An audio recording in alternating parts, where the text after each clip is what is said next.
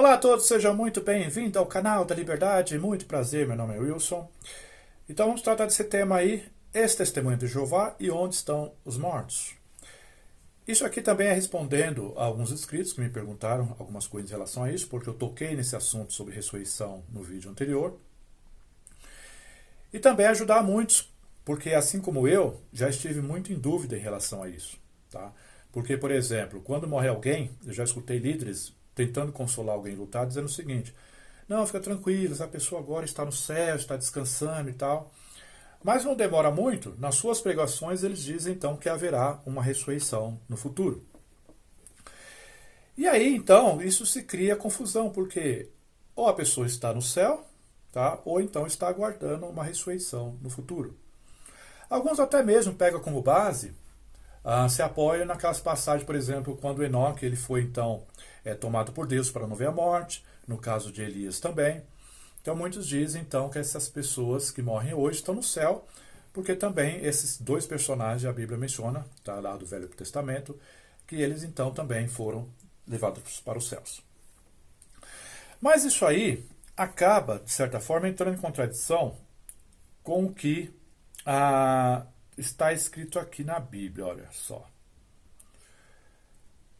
Diz assim: irmãos, 1 Coríntios 15:50.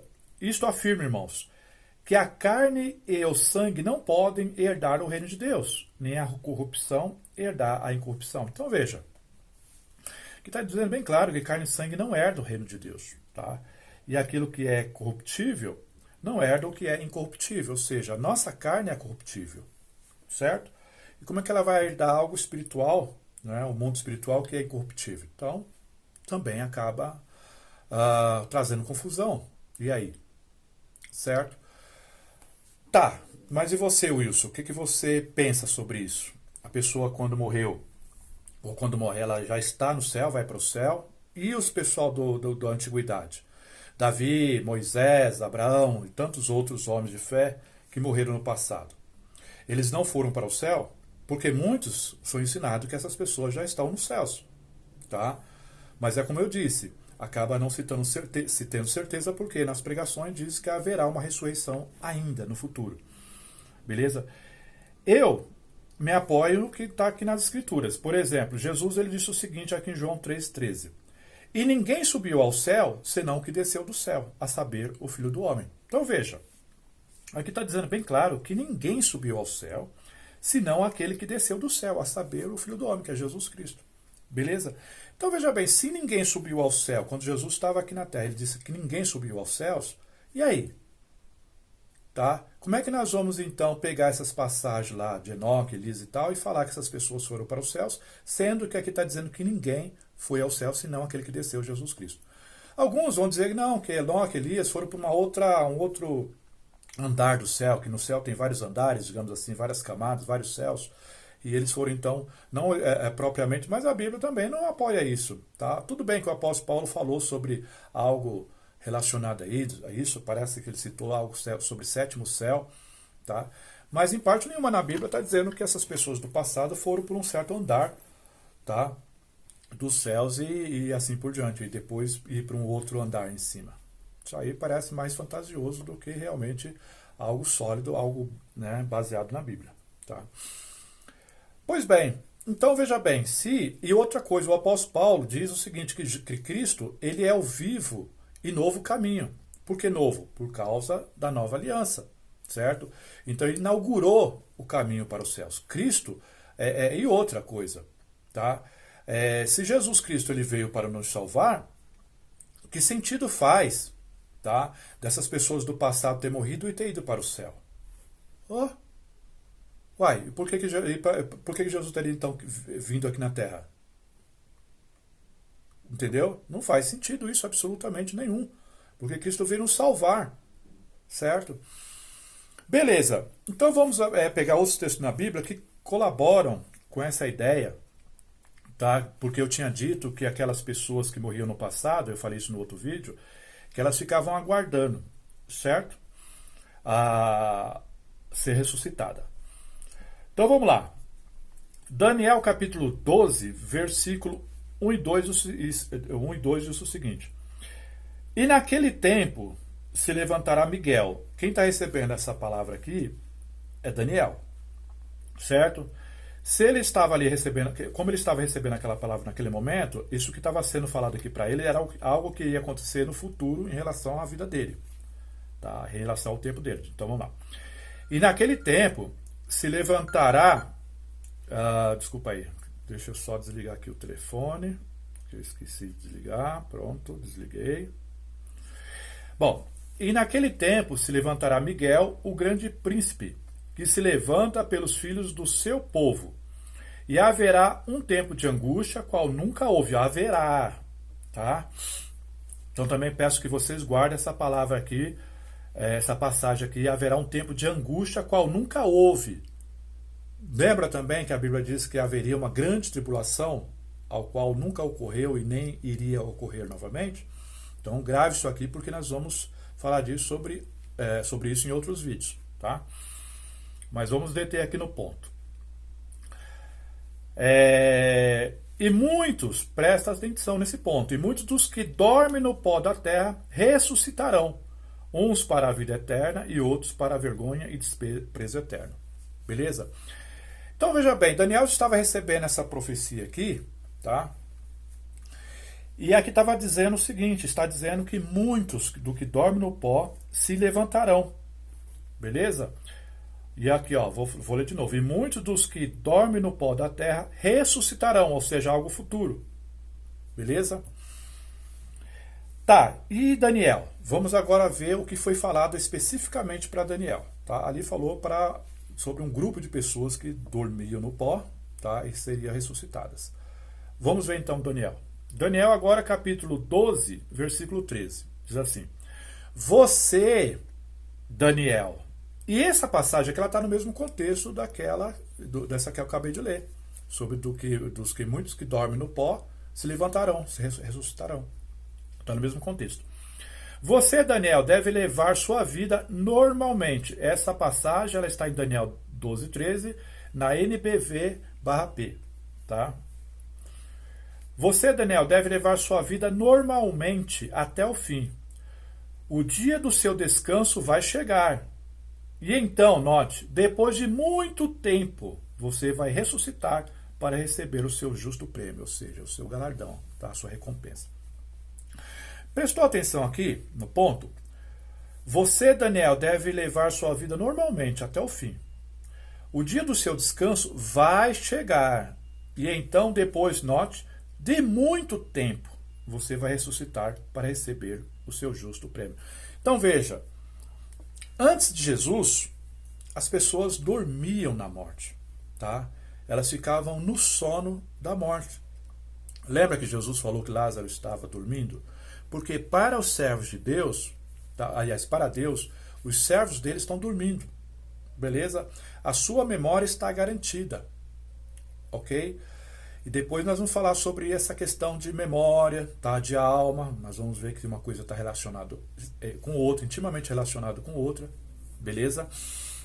E nós vamos tratar dessa questão de corpo, alma e espírito, tá ok?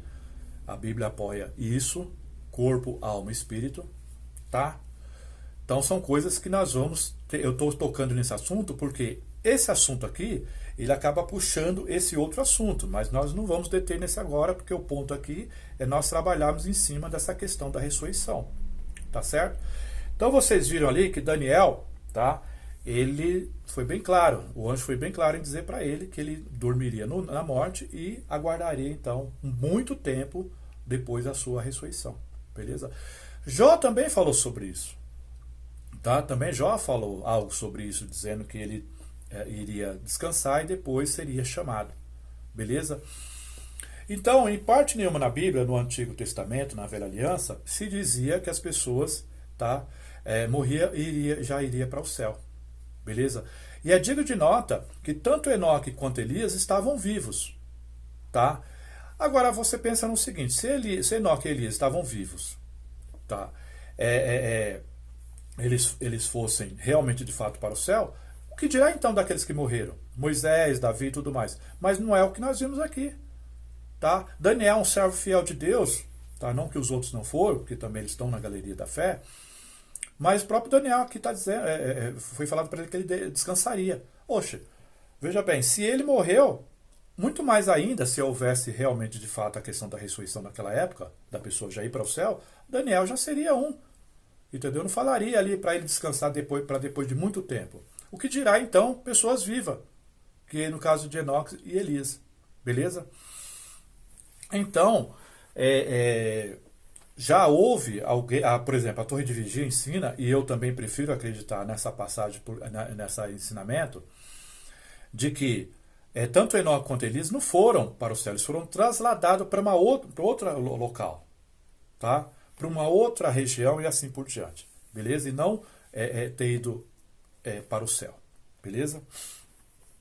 Bom, aí o que acontece? Nós vimos que haveria então um tempo de angústia, tá? E depois desse tempo de angústia, então haveria essa ressurreição, beleza? Agora, veja bem, vocês devem lembrar que eu sempre estou falando que depois da queda de Jerusalém, tá? Depois da remoção definitivamente da lei, as coisas mudaram radicalmente, beleza? Radicalmente mesmo, ok? E aí nós vamos então tocar nesse assunto da ressurreição, porque veja, os mortos do passado, antes de Jesus, eles aguardavam no sono, tá? Lembrando que Jesus mesmo disse, ninguém subiu ao céu a não ser aquele que desceu, beleza? Mas já depois da morte de Jesus, olha o que o apóstolo Paulo então pôde dizer. No momento, num abrir e fechar de olhos, ante a última trombeta, porque a trombeta soará, e os mortos, veja que o apóstolo Paulo está falando também algo futuro, em relação ao seu tempo. No momento, num abrir e fechar de olhos, ante a última trombeta, porque a trombeta soará, e os mortos, note, ressuscitarão, incorruptíveis. E olha só uma coisa interessante aqui, ó. E nós seremos transformados. Veja que o apóstolo Paulo se incluiu aqui. E nós. Mas, Wilson, o que você está querendo dizer aí? Porque Paulo está dizendo que ele também está incluído. E nós seremos transformados. Porque convém que isto que é corruptível se revista da incorruptibilidade e que isto que é mortal se revista da imortalidade. Mas vamos deter aqui no ponto, eu vou ler de novo. Tá? No momento, no abrir e fechar de olhos, ante a última trombeta, porque a trombeta soará, e os mortos ressuscitarão incorruptíveis, e nós seremos transformados. Veja que o apóstolo Paulo se inclui naquele grupo. Por que o apóstolo Paulo se incluiu nesse grupo? Agora que a coisa vai começar daqui para frente, tá, o caldo ferver. Veja bem, por que o apóstolo Paulo se incluiu em nós, os que estamos vivos, seremos transformados? Veja, o apóstolo Paulo escreveu essa carta aqui por volta de 54. Então Jerusalém cairia em 70. Então faz a conta aí, de 54 para 70. Quantos anos se passariam? Por isso que o apóstolo Paulo diz, e soará algo ainda para frente, no futuro. Beleza? Então veja bem, se essa carta aqui foi escrita em 54, tá? Nós colocamos aí mais 16 anos, certo? 54 com 16, nós chegamos aonde? No ano 70. Beleza? Então, justamente, o apóstolo Paulo estava dizendo algo que aconteceria no futuro em relação a ele. Wilson, então você está dizendo que a trombeta soou no ano 70? Sim. Eu vou fazer vídeo mostrando aqui. E vai ser assim, um vídeo nesse assunto atrás do outro, porque vai ser muito pano para manga. Tá? E aí vai surgir, como eu já venho dizendo, puxa Wilson, mas essa palavra é um pouco dura de nós ouvirmos. Tá? Você está dizendo que a última trombeta já tocou? Já soou. E o apóstolo Paulo estava incluso. Ele foi... o apóstolo Paulo, quando ele morreu, ele foi transformado num piscar de olhos. Ele se incluiu ali, nós os que estamos vivos. Beleza? Mas não estou dizendo aqui que o apóstolo Paulo morreu no ano 70. Mas veja bem, quando caiu Jerusalém no ano 70, aí sim, tá? O novo e vivo caminho foi inaugurado. Aí os mortos foram ressuscitados. Tá? Todos aqueles que estavam, Daniel, Davi e tudo mais, foram então ressuscitados. Beleza? ante o soar da última trombeta. E aí é lógico, como eu já falei, mas isso cada vez que você está falando está ficando mais confuso. Não, nós vamos desdobrando isso aqui. Beleza? Eu sempre venho falando que tudo muda após a queda de Jerusalém. Entendeu? Enquanto Jerusalém estava de pé, a Jerusalém, eu já falei e vou repetir de novo, a Jerusalém representava a lei. E o que a lei produzia? A morte. Vocês vão ler lá em Romanos que o apóstolo Paulo é bem claro em dizer que a lei produzia a morte. Mas Wilson, eles morriam antes da lei chegar. Porque Moisés recebeu a lei lá no Monte Sinai, mas as pessoas morriam antes. Veja bem, aquelas mortes que as pessoas tinham antes da lei chegar, era uma morte sem julgamento. Existe uma diferença muito grande de uma morte sem lei e de uma morte debaixo de lei. Porque vocês lembram que eu fiz uma ilustração que aquelas pessoas que não tinham lei, o próprio apóstolo Paulo fala sobre isso, que elas não eram julgadas. Lembra que eu fiz a ilustração de uma rodovia que, como não existe sinalização, a pessoa não tem como ser penalizada, porque o Estado não foi competente, enfim, relapso, e não colocou as sinalizações. Aí a pessoa que estava viajando ali na estrada não estava sendo alertada, beleza? Não tinha leis ali controladoras, tá certo? Então aquelas pessoas que viviam antes da lei eram pessoas que morriam sem julgamento. Mas quando veio a lei, chegou a lei, até mesmo aquelas pessoas que morreram antes da lei foram então enquadradas na lei. Elas foram julgadas. Porque agora havia algo para poder então avaliá-las ou julgá-las. Entendeu? Então, e outra coisa, diga-se de passagem, que o apóstolo Paulo diz assim, que Deus encerrou todos debaixo de pecados. Ou seja, a lei, ela veio para colocar todos debaixo de julgamento. Tá certo? Outra coisa também, vou lembrando aqui várias passagens aqui para ficar bem firme isso aqui na mente. O apóstolo Paulo falou assim, que o que produzia a morte era a lei. Porque o apóstolo Paulo falou assim, que antes da lei, eu não sabia o que era cobiça, eu não sabia que era isso, que era aquilo, mas aí veio a lei e eu morri. Entendeu? A lei, ela matava a pessoa na hora. Mesmo ela estando viva ainda. Mas matava em que sentido? Mostrava que a pessoa era pecadora. E o pecado não traz a morte? Entendeu? Mas a lei vinha para mostrar que a pessoa era pecadora, porque ela então não tinha consciência disso. Mas quando ela passa a ter consciência, a lei matava ela. Entendeu? Está lá na Bíblia. A lei produzia a morte. Tá? E vou dizer mais aqui. Tá? Porque tudo isso que eu estou falando aqui vai se encaixar depois. O apóstolo Paulo falou assim que o último inimigo a ser destruído seria a morte. Quem era o último inimigo? A lei. A lei que produzia a morte. Beleza? Então, veja bem, o apóstolo Paulo então disse aqui, né, nós que estamos vivos, ao soar da última trombeta seremos. Então, veja bem, quando caiu Jerusalém em 70 era comum, o apóstolo Paulo, possivelmente, ele estava vivo ainda. Tá? É possível. Mas mesmo, desculpa, mas mesmo que o apóstolo Paulo não tivesse vivo no ano 70, que ele morreu, vamos dizer que ele morreu antes do ano 70. Mas ele já poderia se incluir nós, porque ele fala do soar da última trombeta. E o soar da última trombeta aconteceu em 70 era comum. Desculpa, tivemos um probleminha técnico, mas já está resolvido. E eu vou aproveitar, então, vou ler aquele texto onde Paulo diz que a lei produzia a morte. Veja bem. Romanos 7, 9, Paulo disse, antes eu vivia sem a lei. Mas quando a lei veio, ela despertou o pecado em mim. E então, note, eu morri. Portanto, no que dizia respeito a mim, a boa lei que deveria, note, mostrar-me o caminho da vida, em vez disso, me trouxe a morte. Entendeu? Então, é isso. A lei veio para, então, dar uma base, tá? Para que todos fossem julgados perante Deus. Essa é a morte ao qual Paulo, tá, disse que a lei produzia. Entendeu? Então, uma vez a lei tirada do caminho, a morte, então, deixou de existir. Ou seja, as pessoas não ficavam mais presas, aguardando, então, a libertação. Porque a lei, ela mantinha as pessoas presas na morte. E Cristo então veio, tá? Trouxe ali, abriu o novo e vivo caminho, tirou a lei do caminho que produzia a morte, tá? Lembra que fala lá? O último inimigo a ser derrotado ou destruído, se eu não me engano eu falei isso quase agora, né? Mas como eu tive esse probleminha técnico aí, se eu falei, eu vou repetir. Então, o último inimigo a ser destruído seria tirado do caminho a morte. Ou seja, Jesus Cristo tirou a lei do caminho. Entendeu? Por isso que Paulo então pode dizer que agora, então, no morrer, é transformado num piscar de olhos. Porque a lei, então, que segurava as pessoas na morte, foi tirada do caminho. Beleza? Então, no resumo é isso. Pessoas que morriam antes da lei, tá?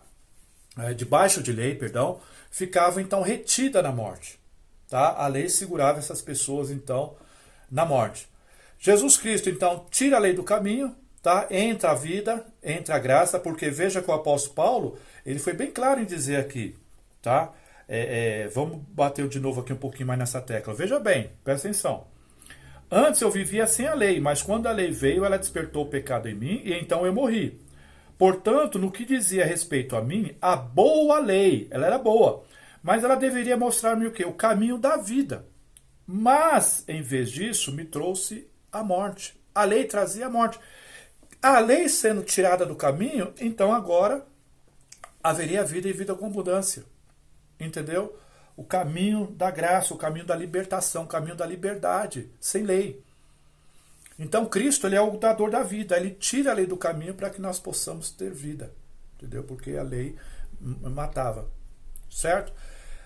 Então ficou bem claro? Antes de Jesus, debaixo de lei, todos ficavam presos na morte. Depois de Jesus, agora todos passam a ter vida e vida com abundância num piscar de olhos. Wilson, mas são todos? Eu já falei isso também em outros vídeos e vou frisar aqui novamente. Nós vamos tratar depois de dois grupos de pessoas aqui na Terra. Não se trata aqui de universalismo. A Bíblia, em parte nenhuma, apoia essa ideia de que todos serão salvos, tá? Ou de que todos estão salvos. Tá? Existe lá, vocês devem se lembrar da parábola do joio e do trigo, vocês devem lembrar dos filhos da luz e dos filhos das trevas, vocês devem se lembrar enfim, tá? Jesus ele fez várias comparações entre dois grupos, beleza? Filhos da luz e filhos das, já falei, filhos de Deus e filhos do diabo, tá? Fala também de duas sementes, isso já foi falado lá no Jardim do Éden, sobre a existência de duas sementes, tá? Que uma tem embate com a outra, as duas sementes vivem em conflitos, beleza? E outra, tá? Não precisamos ir muito longe, a Bíblia sempre mostrou que no passado sempre houve, tá, atrito entre duas classes, entre duas tribos, aliás, entre dois grupos e assim por diante. Né? Nós não vemos, por exemplo, Saul perseguindo Davi. Nós não vemos, por exemplo, a questão de Jacó e Esaú e Jacó, tá? Também uma rivalidade entre os dois. Nós não vemos também o filho de Agar e o filho de Sara, não é? Ismael e Isaac, também tendo ali os problemas. Nós não vimos também a questão dos samaritanos e os judeus, que também havia essa divisão. Tá? Nós não vemos também a questão dos fariseus e Jesus Cristo, o embate ali. Então tem muitas passagens, tá? Mostrando que sempre houve, então, dois grupos ali rivais. Então não se trata de universalismo, mas eu vou falar isso, tá? Não são todos, tá, filhos de Deus. O apóstolo Paulo também não falou sobre vasos de honra e vasos de desonra? Então tá aí, né? Mais claro do que isso, impossível. Beleza? Então espero que ficou bem claro, tá? E espero ter respondido então a todos aí de que antes de Jesus todos ficavam aguardando no sono da morte. Daniel aguardou e todos os outros servos do passado aguardaram. E hoje sim, hoje eles estão nos céus. Beleza? Muito obrigado.